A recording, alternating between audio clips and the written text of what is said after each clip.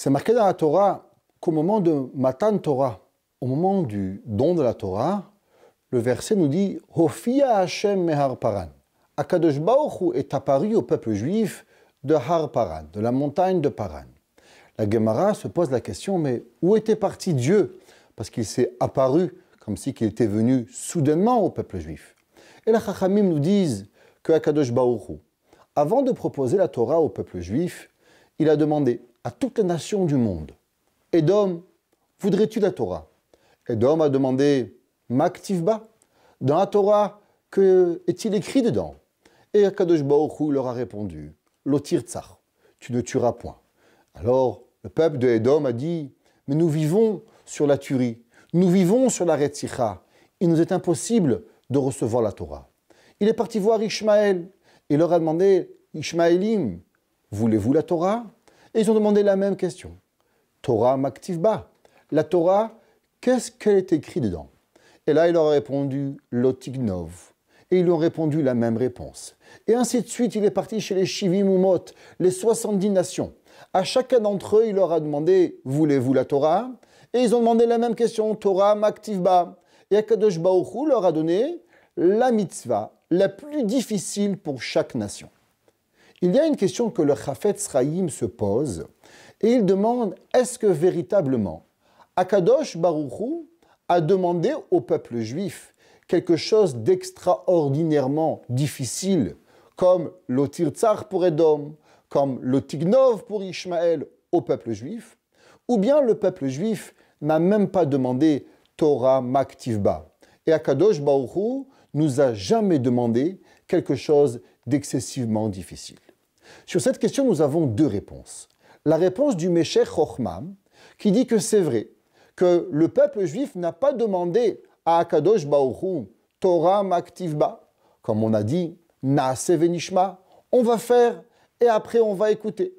Mais pourtant, quelque chose, Akadosh Baruch Hu nous a demandé, qui est contre notre nature, c'est de savoir rester à sa place. Le Ham Israël, le peuple juif, il s'appelle dans le Talmud Ham Pezizam, un peuple qui adore avancer, un peuple qui est toujours en demande d'aller plus loin et plus haut et il veut toujours grandir. Au moment de Matan Torah, la chose la plus difficile du peuple juif, c'était de savoir rester à sa place en bas de la montagne, en voyant Moshe Rabbeinu monter tout en haut et que nous devions descendre en bas. Ça a été la chose la plus difficile pour nous, nous dit le Meshech Chochma. Le Chafetz Chaim nous dit que le peuple juif n'a pas demandé et Akadosh Baruch Hu aussi nous a pas demandé. Mais il dit le Chafetz Chaim, si nous avions demandé à Akadosh Baruch Hu, Dieu, Torah Maktivba, en quoi la mitzvah la plus difficile pour le peuple juif aurait été? Et le Chafetz Chaim nous dit le Lashon Hara, la médisance. La médisance, c'est la chose qui est dans notre intérieur, notre volonté de parler, comme pour Ishmaël l'Otignov, comme pour Édom l'Otir Tsar, pour nous, Am Israël. La chose la plus difficile, c'est la médisance. Et la question est, si véritablement c'est la chose la plus difficile, alors comment se fait-il que nous n'avons pas demandé Torah Maktivba?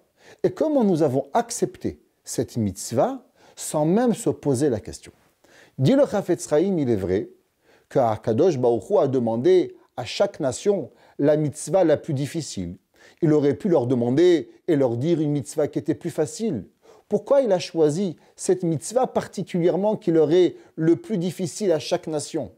Et il dit le Chafetz Chaim parce que c'est vrai que Akadosh Baruch Hu leur a donné la mitzvah et leur a dit la chose la plus difficile pour eux, mais automatiquement, Akadosh Baruch Hu, en nous demandant une mitzvah, il nous donne aussi la force pour surmonter.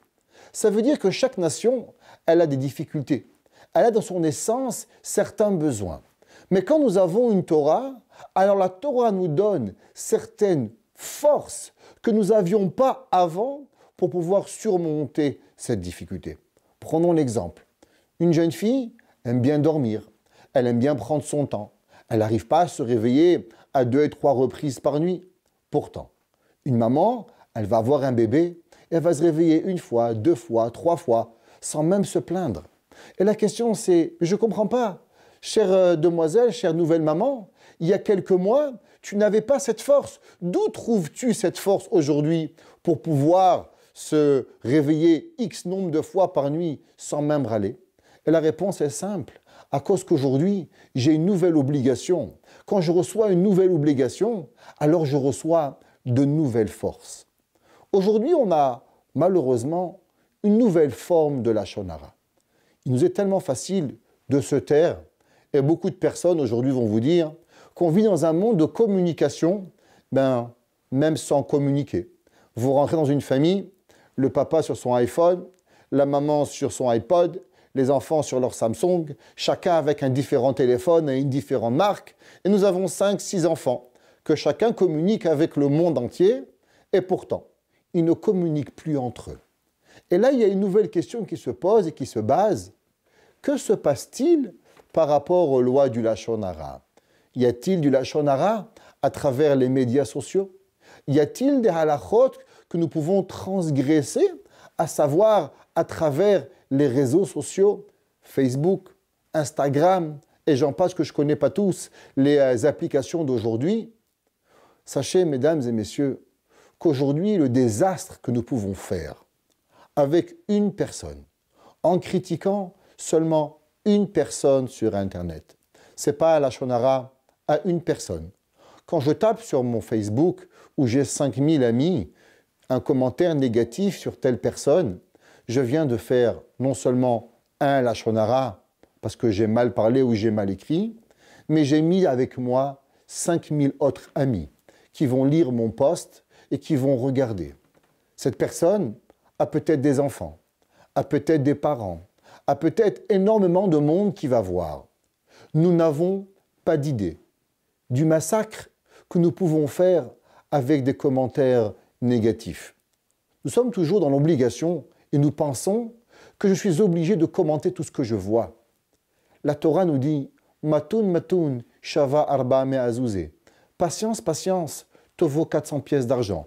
Le Talmud dans Masechet Berachot nous enseigne. Vous n'aimez pas quelque chose, vous n'aimez pas un commentaire. Où est-il écrit que nous devons répondre, nous devons commenter tout ce que nous aimons et tout ce que nous n'aimons pas? Nous avons des halachot. Il est vrai que le monde entier, aujourd'hui, il est facile, avec un smiley, de faire montrer que je suis content, avec un autre emoji, faire que je suis triste ou que je ne suis pas content, mais des commentaires qui peuvent blesser. Aujourd'hui, nous pouvons faire un Lachon Hara mondial en quelques secondes. Il faut savoir que nous, Am Israël, notre vie, nous sommes un peuple de la langue, un peuple du Lachon. On appelle la langue hébraïque Lachon HaKodesh, la langue sainte. Pourquoi? Parce que nous devons utiliser notre langue de façon à construire et non malheureusement à essayer de détruire des personnes, détruire des institutions, détruire énormément de choses. Nous savons que si nous avons le pouvoir de détruire, nous devons être conscients que nous avons le pouvoir de pouvoir construire. Les éditions Torah Box, c'est des dizaines et des dizaines de livres pour les petits comme les plus grands, sur tous les sujets de la vie juive et abordés de manière accessible à tous. Paracha, histoire pour les enfants, construction personnelle, couple, Shabbat, fête juive, biographie. Chaque mois, c'est 2 nouveaux livres édités, vendus au prix les moins chers du marché et livrés partout dans le monde. Il vous suffit de les commander sur le site Torah Box à tout moment, pour les offrir à votre communauté, à vos proches ou pour renforcer vos connaissances avant les fêtes. Les éditions Torah Box, des livres sur mesure pour vous.